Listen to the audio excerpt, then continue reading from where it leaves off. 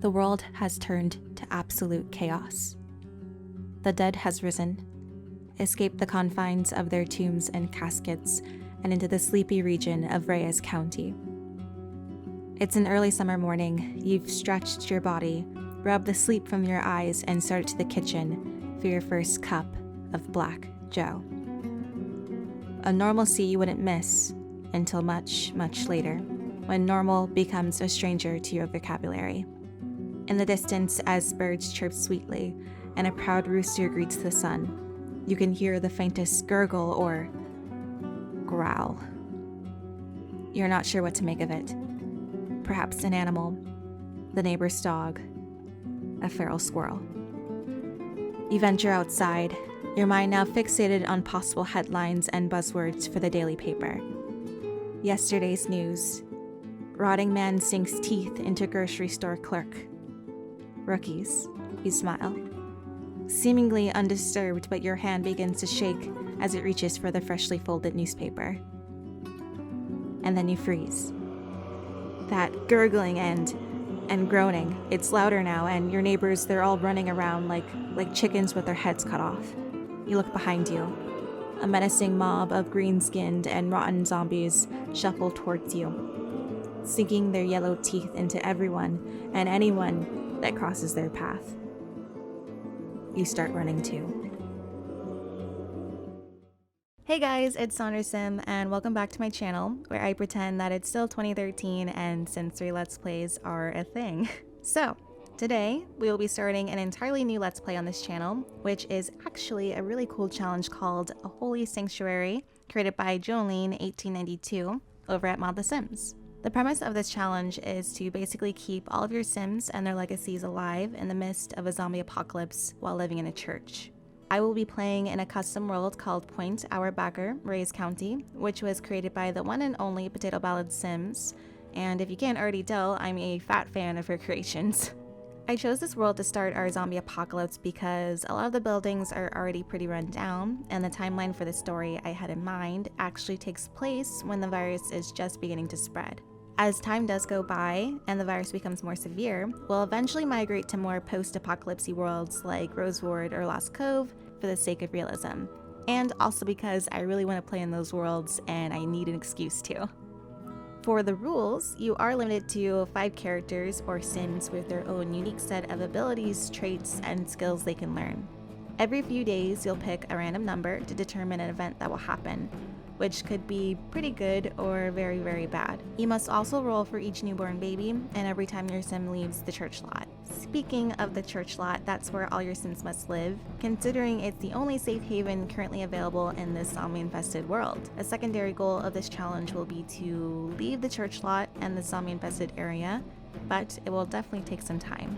For our characters, you do have to randomly roll for what kind of person they're going to be. The ones you must choose from are either a priest, a medic, a teacher, a cook, a soldier/other fighter, an architect, a farmer, a handyman, an engineer, a hunter, a welder, or an artist. So each character has both full skills and partial skills that they can obtain, and special abilities unique to that character's title. Full skills meaning they can max a skill to level 10, partial skills meaning they can only max the skill to level 5. Additionally, if you do not roll for a cook or a farmer, for example, your Sims will not be able to cook or garden. Same goes for other characters with unique abilities. Unless there is another character that has a partial skill for one of those abilities, you can't do it.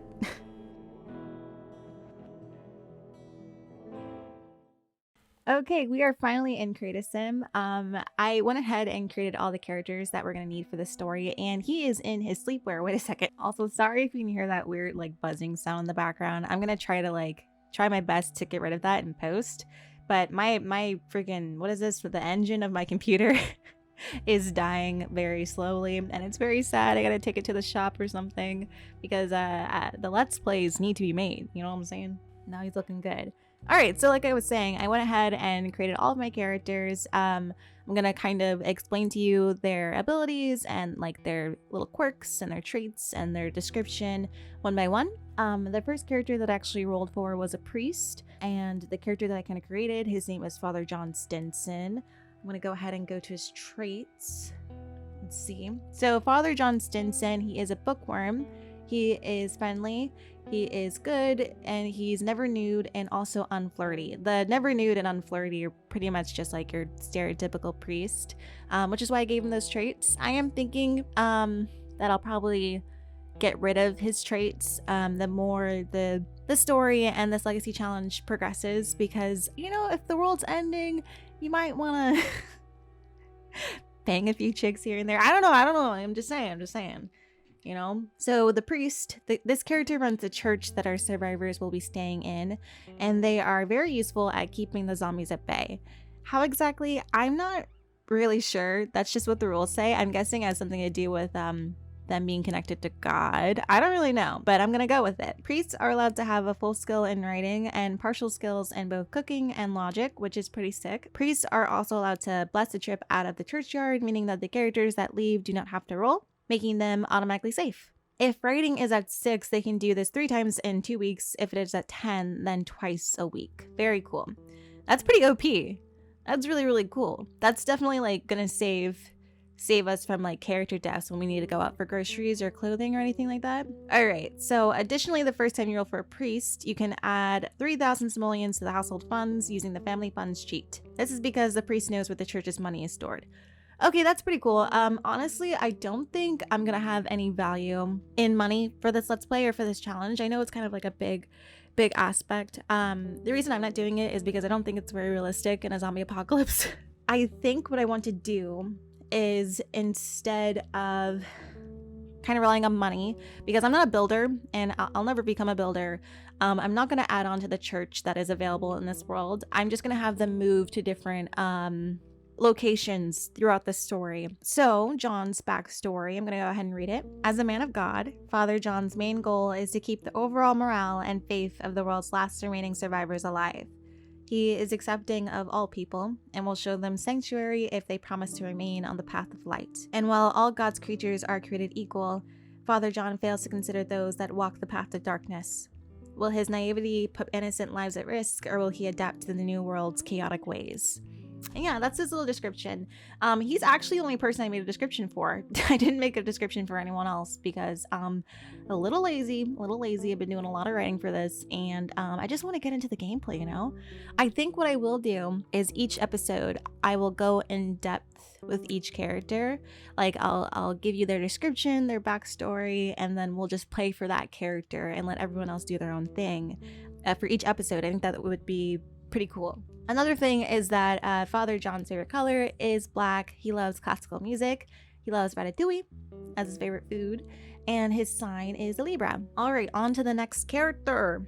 Okay, so the second character that I rolled for was actually a fighter. And the fighter and the character that I decided to make, his name is Lux Burns. And, you know, this is what he looks like. I think he's super cool looking. I love his character design that I made for him. He has like these like sick tattoos. His neck says humble, but like underneath like his clothing is like, there's the sickest tattoos I found. By the way, it took me so long. I'm going to show you real quick. It took me so long to find like a good, decent set of custom tattoos because I'm really weird when it comes to tattoos in The Sims 3. I didn't want anything that looked too alpha and then nothing that looked too like Max's match. I was trying to find like a happy medium where they didn't stand out from like underneath their clothing. I feel like his tattoos are really important as well, like to his character. He is a criminal, or he was once a criminal, but deep down inside he's a good guy. Just because he's done bad things doesn't mean he's a bad person, you know? Usually that's not how it works, but that's how it works in my head. I really love this character though. I think he's very gooey on the inside and on the outside too at times. He's just been in the wrong place at the wrong time too many times, if you know what I mean. Nice. Okay, yeah, so this is our this is Lux without his clothes on. You can kind of see all of his really neat tattoos. I think they're so sick.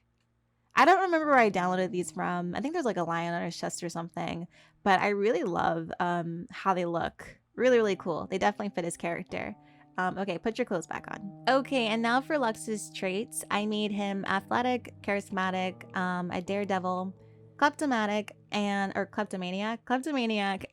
lucky. Yeah, since he's our fighter, that's why I gave him like the athletic and daredevil traits. Also, when he was a criminal, in my head, you know, he's kind of the guy that will do anything as long as you give him the right amount of money. What is anything? I don't know, but he's done some things, you know, he's seen some things. Definitely lived a very interesting lifestyle. And yeah, I made him lucky because he's always been able to get himself out of very sticky situations. Oh, I didn't tell you what their lifetime wishes are. I definitely want to like fulfill these for everyone if they don't happen to randomly die. I believe Father John's is just to be like a best-selling author, which kind of coincides with being a priest and having the writing skills, so that would be perfect for him. And then for Lux, he just wants to be level 10 of martial arts and athletic skills. And oh, speaking of, let me go to my challenge rules real quick. Okay, so on the challenge rules, it says that the fighter, this is going to be our main fighting power. This character is the safest when leaving the churchyard. Their full skills that they can have are athletics, and their partial skills are going to be fishing and logic. The special abilities of a fighter: if your fighter is going to die in something combat related, not an illness, pick a random number between 1 and 2, or just flip a coin. 1, they survive, and 2, they don't. Ooh, scary. So if their athletic skill is at 6, then pick a number between 1 and 4, and only 4 kills them.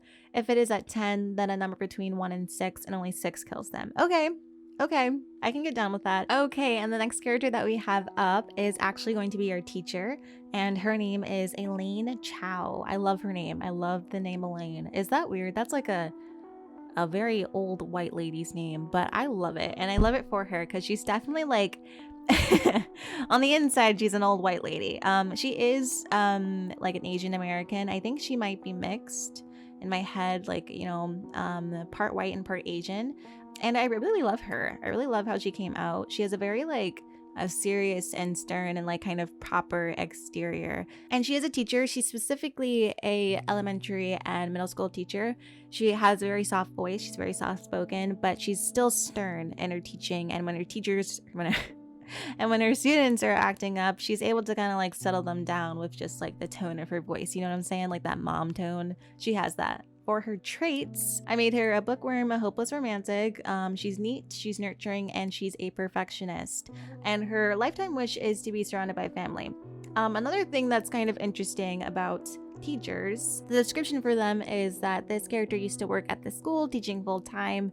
Now they are the only teacher the children have left. They are not allowed to have any full skills, which is pretty interesting, but they are allowed to have everything as a partial skill, allowed to level 6. That's pretty OP. So she's kind of like a jack of all trades, which I'm pretty hype about. So like cooking, gardening, like everything. That's really, really cool. And then her special abilities: if you have a teacher, each child can change their mentor once, as if they died when they haven't. What that kind of means is that whenever we have children in this legacy, or if we happen to find a child or adopt a child or something, the children take on the traits of their parents, I believe, and their skill set. So they don't just start off with like no skills. They start off with whatever their parents had. The child can choose any mentor in our household. So say their parent is an artist and then a cook, but we have someone in the household that is a handyman. Because we have a teacher, they are allowed to get the skills from that handyman, which is pretty cool, pretty awesome. Moving on, Elaine's favorite color is spice brown. She loves classical music, and she loves dim sum as her favorite food. And I made her Virgo. And if you're a Virgo, you know, that's you for sure. All those traits, definitely a Virgo. Okay, moving on to one of my like favorite characters in this household. He's so lovable to me. His name is Sal Vasquez, and he's going to be our handyman. I almost called him an engineer, but no, he's going to be our handyman. And what is important about the handyman? Let me see. I'm looking for the handyman. There's so many different characters you can choose from. Hold on. So the purpose of the handyman is just a person who can keep things running well. So whenever, you know, our toilet breaks or our sink starts to overflood, we have a handyman to fix it. And the full skills that they're allowed to have are handiness, and then their part skills are inventing and cooking, which is kind of cool.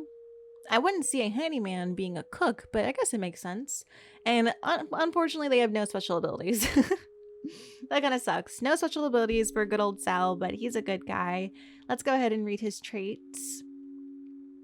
So Sal is brave. He has a good sense of humor. He's a handy person, as I've been saying. He's hot-headed and he's nurturing. And I did make his lifetime wish the Tinker, which is the master of the handiness skill, and also the master of the logic skill. And yeah, there's not much to say. I'll probably talk about him more once we dive deeper into each character for their episodes. But I really like his face. He's the cutest thing ever. He looks like Winnie the Pooh. Do you know what I mean? Like he has that Winnie the Pooh vibe, like in the face. I don't know. I also like his eyebrows. That's such a small detail. And I gave him just like this little like the repairman costume or outfit, and I'm honestly I hate it. I hate it on him. I want to take it off, but I'm gonna wait until we go to like a clothing store or something to kind of change their clothes and give them better fits. Yeah. Oh, also I forgot to mention, I don't remember what his favorite foods are, but I do know that he's a Taurus. So yeah, stereotypical man. That's all I can say. Okay, and last but not least, this is Aisha Walton, and she's going to be our artist. She is actually a teenager and a high school student. Not a high school student anymore because unfortunately her entire high school was completely and utterly flooded by zombies, but she made it out alive. Like with not a single scratch, which is pretty impressive, I have to say. Do you have like a headcanon that Aisha and the teacher Elaine and the handyman Sal, they were all in the same school together. Sal was the one that was able to get them out alive. While the outbreak happened and everyone was turning into zombies, he saved them and took them to this church to find them, you know, to bring them to a safe haven. And that's why I love him. That's why he's my favorite character right now, because of something that I made up in my head. What's also interesting about Aisha Walton is that I actually stole her from a pre-made family from Potato Ballad Sims. There is an Aisha Walton. If you played, actually, this is another note. If you played Burrowsburg, you'll notice that I stole all the Sims from that world, and then I put them in this world and turned them into zombies. So, Aisha Walton, let's go ahead and see her traits. She is artistic, she is a bookworm, she is family oriented, and she's friendly. Moving on, she does love the color orange, she loves pop music, and her favorite food are pancakes. I also made her a Sagittarius, yeah.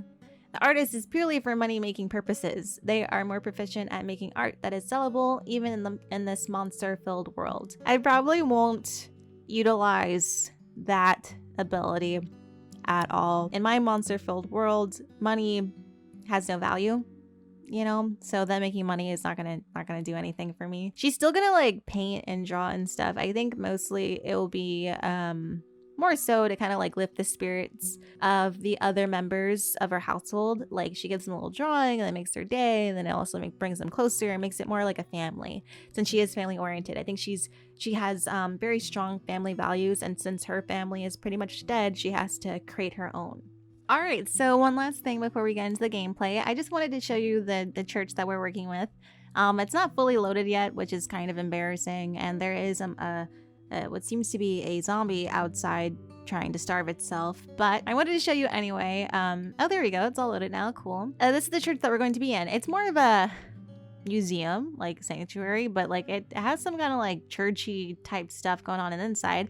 It's not like a stereotypical looking church, but I did try to find a stereotypical looking church, and I just thought, you know, it's just a lot easier to use this one that's already provided for us. That was made by Potato Ballad Sims. It's still also very beautiful. Like, look at that. That's so nice. Let me do a little thematic zoom in right now. Look at that. Don't you love it?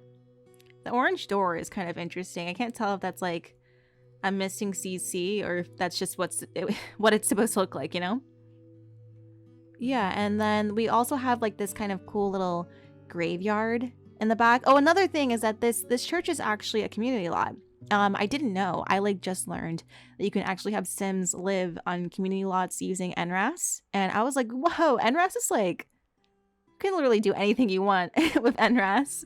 So I was pretty hyped. So they still consider this church lot to be a graveyard, which is pretty cool. And then, all right, there's like this little gift shop for some reason in this church too. I didn't know they had gift shops in churches, but they have one in this world apparently.